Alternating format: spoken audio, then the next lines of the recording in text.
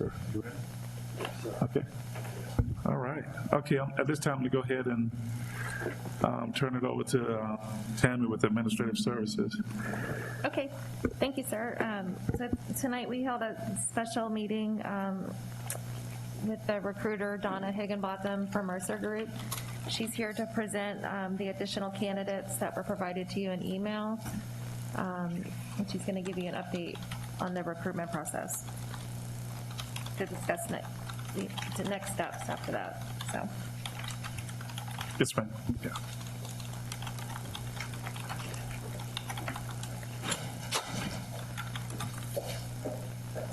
Honorable Mayor, council members, it's a pleasure to be here with you this evening. I do have an update that I received as I was driving here.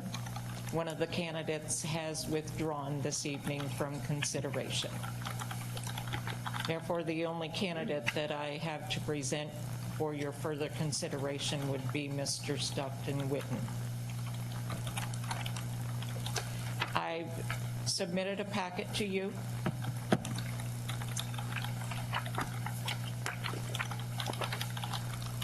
On the first page of that packet, you have the 3 finalists that you selected at the last meeting prior to reopening the search. Those were your top 3 candidates at that time. We received a total of 8 applicants during that window that you selected for further applications. Out of those 8, there were 2 that I recommended for further consideration, and 1 has since withdrawn. So in fairness and transparency, I recommend that a virtual meeting be held with the 1 candidate so that you can make a more well-informed decision if you choose to add an additional candidate to your list of those that you wish to bring to COCO for interviews. On the next page, I have provided you a schedule for interviews for the finalists for your consideration. The dates to be determined based upon your availability as well. We can host virtual town hall meetings with the assistance of your IT department, and residents will be allowed to submit questions to the candidates. Each candidate would have about 45 minutes. Sometimes it takes that long, sometimes it does not, but we would schedule them 1 hour apart. On day 2,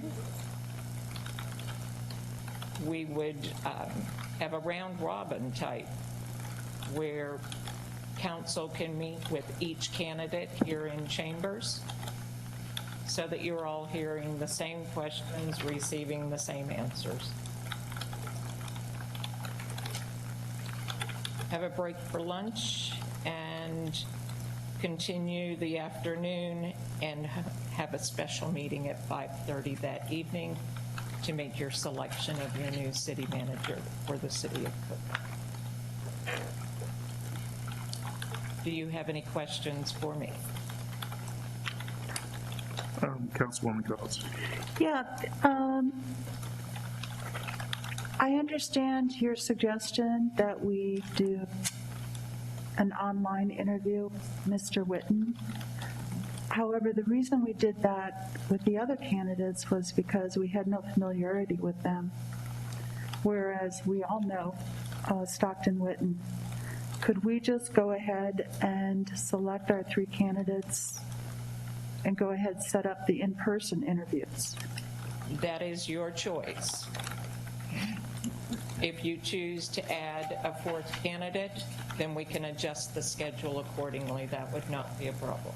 Well, I wasn't going to suggest a 4th candidate. I had studied how we all voted on the candidates the last time. Yes. And we were all on the first 2, and that was Dr. Moffett and Karen Gardner-Young. So if we interview Dr. Moffett and Ms. Gardner-Young, and Mr. Stockton, that would be 3 candidates.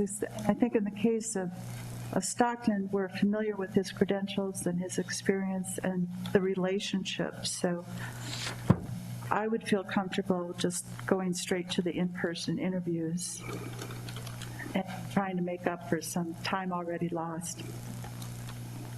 You want to make that a motion? Yes, I'll make a motion to interview those 3 candidates. Second. We got a motion from Councilwoman Cost, a second from Councilwoman Warren. Any discussion? Nope. Seeing none, all in favor signify by saying aye. Aye. Opposed? It passes unanimously. Can I suggest that, would it be possible for us to get those 3 candidates here next week before our council meeting on the 11th and 12th? That would depend on your availability and their availability. I can make calls this evening. We can try, we'll work together to make that happen if that's what y'all wish to do. We could do the virtual meeting or the town hall meeting, possibly the date on the On the 11th, we 10th or have, the 11th. yeah, there's just a Cocoa Housing Authority meeting that you usually attend. Other than that, if you can, that. No, no. Oh, you do? Yeah. Oh, I'm sorry. But no, that's already done because we have staff that goes there as well, so. The town hall, we can do it either virtually or do it in person at a city facility. If you'd like to do it more in person with the candidates. So we just need to know to make arrangements. We could check the availability, such as the Jolie Smith Center You're talking or about the town hall meeting? with the candidates. Yeah. If you wanted to engage the citizens that way. It would be difficult to host it anywhere but in this room if we're going to conduct any sort of virtual or technology type connection. But And we could do that in this room if it's available. yeah, But we need to set up we can set up a system outside so that people can monitor what's going on in here, right? And if they need to come in and speak, they can, right? Okay. So, Are you all comfortable with this schedule? Yes. yeah.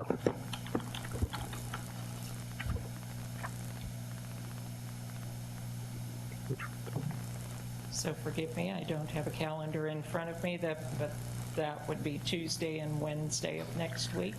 Well, it sounds like maybe, since this is a 3-day event, maybe Monday evening for the town hall, all day Tuesday for the interviews and meetings.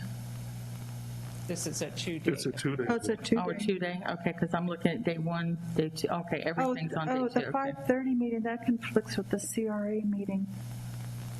5:30 on, because don't we have CRA? Yeah, but it's on Wednesday. On Wednesday. Oh, and day 2 would be, is this Monday and Tuesday? Yeah, Monday. Monday and Tuesday, the 10th and 11th.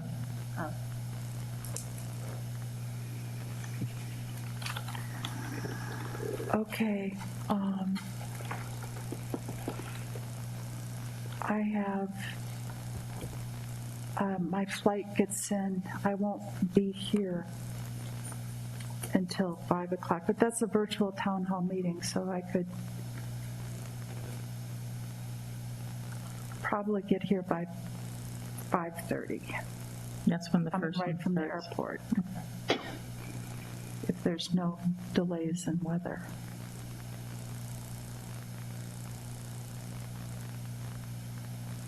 What can you move to the end of the week instead of the beginning? Just as soon go ahead and do it. I mean, Thursday and Friday will work just as well. Thursday interferes with the Cocoa Village Main Street meeting. and there are people there that might want to be, Well, they could make adjustments. Yeah, they might prefer to come to They're on the this. council. okay. So 13th? The 13th and the 14th? Well, why don't we allow staff to We see can, what they can work out now that they know we'll kind work of it what out our and we schedule is? can get with the clerk's office to update the calendar. Because a couple of these people have jobs they're going to have to take off from, and for Dr. Moffett to travel from Georgia. Yes. Yeah, I think later in the week would be better for travel purposes. We also have to arrange a hotel room for 2 of the candidates probably, so possibly. So how will the virtual town hall meeting go as far as the questions from citizens? Is that multiple questions from one citizen? Is it, how does it go? How would it go? What we've experienced in the past is that residents can submit their questions online via email, either beforehand or during a live stream, if your system has that capability. Okay. All right. And then just as long as whoever is monitoring that online stuff knows that there are certain questions that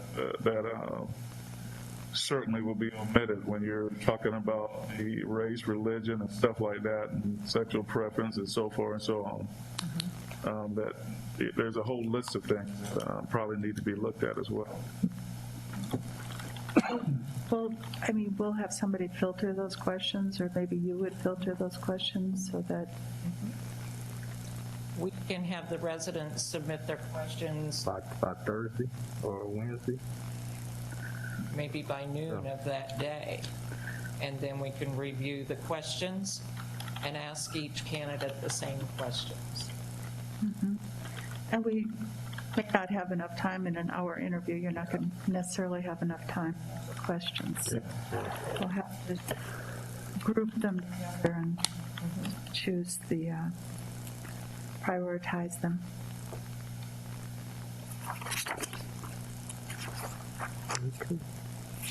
So we're looking at what, Thursday and Friday of next week? Thursday evening and Friday during the day, Okay. right?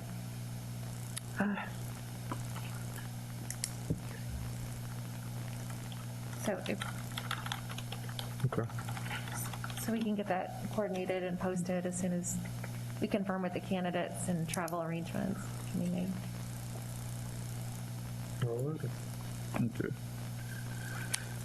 So now we just need to determine whether we're going to go with the 4 candidates, take it down to 3, or did we? No, we already We take it down to 3, voted so on that. I guess we'll decide on the 3. I thought we did. No, we did. My motion was for Dr. Moffett and Ms. Gardner-Young and Mr. Whitten. Oh, I don't know how I missed that, but, okay.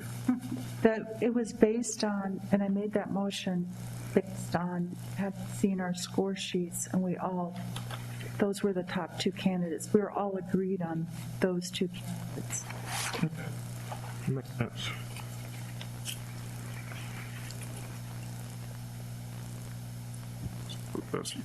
That's Young, Moffett, and, okay.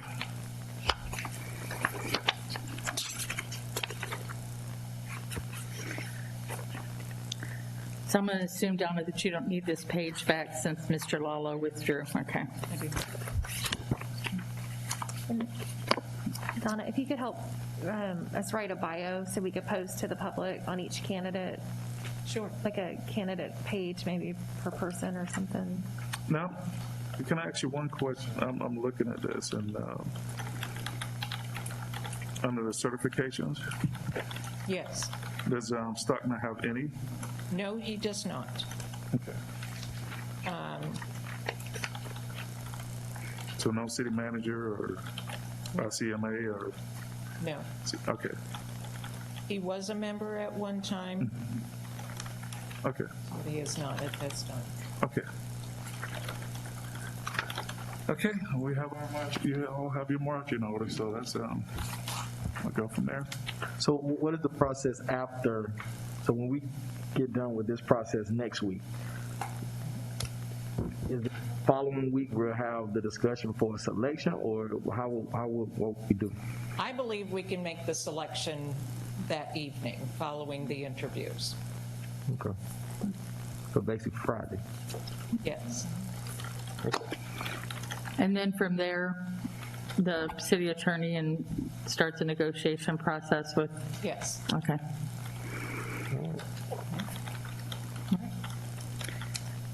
And let me ask, Anthony, do you have any timeline for that? Does it, you're not going on vacation or anything, are you?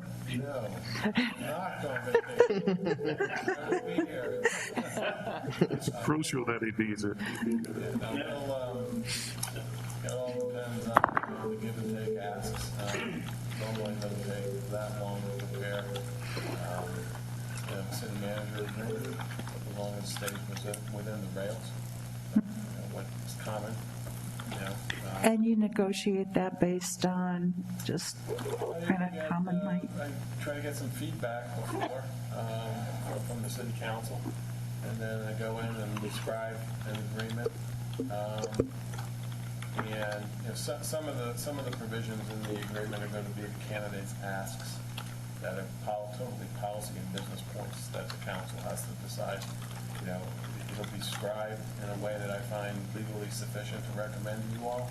On the business terms, they could be subject to negotiations right up to the point of when the draft contract is submitted to the city council for consideration. Because those types of issues are outside of my purview. Who am I getting in between what a candidate is asking and what the employer of the city council is willing to give? That's a negotiation, and it's between the candidate and the council. But in terms of that document in proper form and legally sufficient, I make certain recommendations to you all, and some things that candidates may propose, I will not recommend. But on business points, that's particularly on the candidate. It's helpful to look at previous city manager contracts to see where we've been before. I have a lot of them. Yeah, Anthony does have a lot of them. And while we're here, Matt, I know you and I have had some discussions about Provost Park and Firma Prospect Park and what's happening. I mean, I don't know what kind of stance this council want to make, but and it's just the activity there is just crazy right now, and no mass, and I know the numbers are still climbing and going up, and just the thing we need to make a decision or just leave it alone and just let it go where it goes, but just too much activity there, and nothing's happening. And like I said, there's no mass, nothing going on there, and I've seen a lot of deaths here, and, close to home here recently for a lot of us, for some of us. What do you recommend? What do you recommend? I just think if we can't get it under control, then we need to shut those parks down temporarily, because it's just there's nothing. It's just no control. Nothing happening there. Isn't it on our agenda for next week for a mask policy? There's an emergency ordinance, yeah. For the face coverings. For the face covering, but what they're still not wearing the mask. And Yeah, what the council had previously done as far as action was essentially close the parks to recreational passage only. So it still allowed users to walk or use the park space, but not necessarily congregate in the areas. Maybe something you want to consider. And from a policing standpoint, I just don't. It's just nothing happening there, and it's just too much activity there, and it's just kind of falling back to where it was, and we know where that was when we came into office. Some of us. And it's kind of ridiculous right now. So we're talking about two different things? Yeah. Because Well, we're talking about the lack of masks there right now, and Okay. COVID-19. Okay. And then also from a policing aspect, I mean, I don't know what's going on, but it just seemed out of control there right now. And Because I would hate to see our parks close same at here. this point, because agree with you. people are really yearning to at least be able to be outside. But not these parks. We're not talking about people bird watching. This Well, is a is- whole nother animal. Is How do we- it illegal activity I taking place? suggest that you just, Yeah. I suggest that all council, when you get the opportunity, just drop out there, Another animal. pull up in there, and you know exactly what we're talking about. And then we'll just go from there and make a decision. Because for some that don't know and haven't been there, just take a drive in there. Oh, well, is that a policing issue then? I mean, you're talking about more than masks. We've continued to police it. I mean, the problem that we have is, I mean, I can't keep people from coming to the park. We move them out, we move them along. We've done things in other areas. We've even provided masks. I mean, we've been probably at least a half a dozen times or more in the last couple weeks in the parks, and I've been in there personally myself several times and handed out masks to people. Now, I'm not sure, once we leave, are they keeping them on? I don't know. But short of, putting together an overtime detail and just sitting somebody in those parks, or sitting 2 or 3 officers in those parks on a 24, or, at least during the daylight hours basis, I don't know if we can't be in there every minute. Like I said, we've worked at being in and out, at doing drive-throughs of them, of working with them, trying to work with like I said, I met with several of them. I know the majority of them very well, especially at Provost Park, and talk to them, explain to them, and I get that, yeah, we understand, but once we're leave for a little bit, are they taking them off? Are they grouping back up? I mean, last time I was in there, there were probably 30 or 40 people when I drove up in there. After I finished talking for probably 30 minutes, there might have been 10 left. So, I mean, the presence will do it. I mean, I'll work on putting together an overtime detail and, set 2 officers in the park for at least the daylight hours. And it's not so much as sitting in there, it's just driving in there from time to time, walking through maybe, and just getting back in the car. But we're not, and I know I'm not asking for anyone to just sit out there. I mean, it's ridiculous. But, I mean, sit out there, it's just more of a presence to. I understand what you're saying, Stop Mayor. The some only problem is, as activities, yeah. soon as we drive out of there, they know they're able to go back to doing business Yeah. until another officer drives in there. They know, and I have to admit, I mean, they can see the marked cars, especially at Provost. They can see us coming from, any way we come, they see us coming way ahead of time. Yeah. Well, I think that's when we talked about the cameras, because I know we've been talking about this for a long time. We're working on actually using the JAG grant, which will be coming to you guys in the next meeting to purchase cameras. We actually met with the vendors Monday. I'm actually meeting with the person we're hoping will do our installations this week to go to all the parks and actually have them lay out what systems they think and what cameras they think we would best work for us, and what we could do, and different cameras, where we could put them, how we can install them, what analytics we want to look at for that system. So it's coming. It's just a matter of getting it put together. Yeah, and I don't know the cost of that playground equipment that was just installed over there, but it's a nice new equipment, and man, the kids, families don't want to take their kids out there to utilize the equipment. I see them at the new Jolie Smith Center. I see them at Carl Anderson Park, but there, it's just not happening. And so it's just something we need to just be aware of, maybe to start monitoring a little bit more, but if you get the opportunity, just drive in there, stop by there. You don't have to get out of your vehicle, but just stop in there and you'll see what's happening. It's obvious. So that's all, just something we need to look at. But anyway, if that's it, there's nothing else. We'll go ahead and adjourn this meeting. Motion to adjourn? The motion to adjourn. Second. Second by Councilwoman Cost. All in favor signify by saying aye. Aye. So he was on the phone? Yeah. Sleeping? Missed his opportunity.